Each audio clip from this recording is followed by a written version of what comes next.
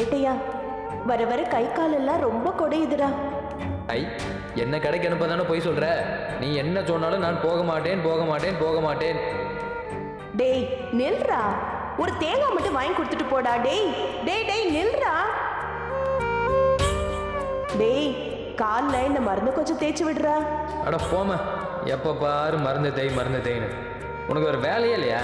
அந்த மருந்து தொட்டா கையெல்லாம் ஒரு மாதிரி எரியுதுமா. நீயே தேய்ச்சிக்க, என்னாலாம் தேய்க்க முடியாது.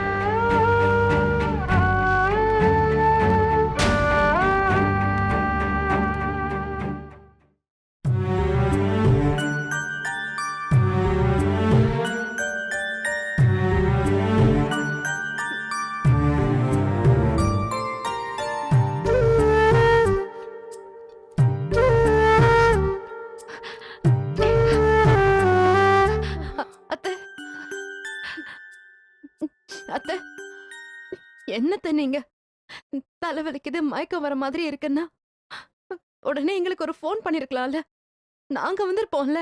நல்லாதான் மீனாட்சி இருந்த, ஆனா திடீர்னு உயிரே போற மாதிரி பெண் தலையில ஒரு வலி. அடுத்த நொடியே கண் இருட்டிக்கிட்டு மயக்கம் வந்துடுச்சு. நினைவு திரும்புறப்போ நான் ஹாஸ்பிட்டல்ல இருக்கேன். நடுவுல என்ன நடந்துச்சுன்னு எனக்கு தெரியாது மீனாட்சி.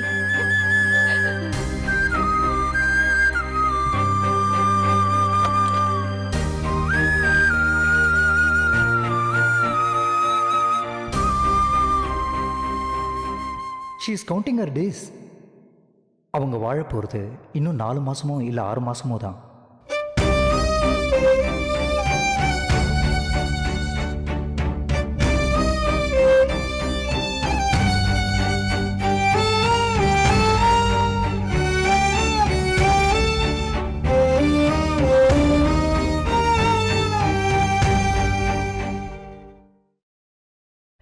மாமா, டாக்டர் பாத்தீங்களா?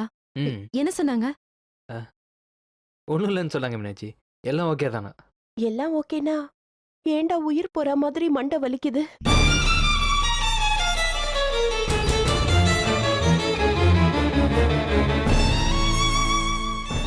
என்னடா? எல்லாம் உங்கள் அண்ணனால தான்.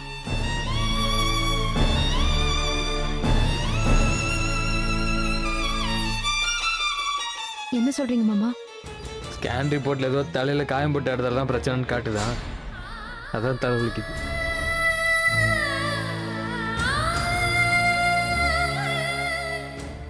சீக்கிரம் சரியாயிரும்.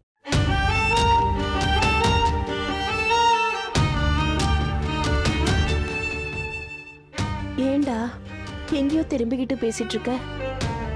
கோவமா இருக்கியா? ஆ, அடிக்கடி ஹாஸ்பிட்டலுக்கு அலைய விடுறேன்னு அம்மா மேல கோவமா இருக்கியா?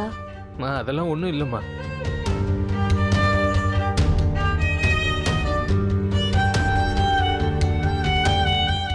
மீனாட்சி, அம்மா கொஞ்ச நேரம் தூங்கணுமா? அவங்க தூங்கட்டும், நீ எதுவும் பேச்சு கொடுக்க வேண்டாம். சரிங்க மாமா.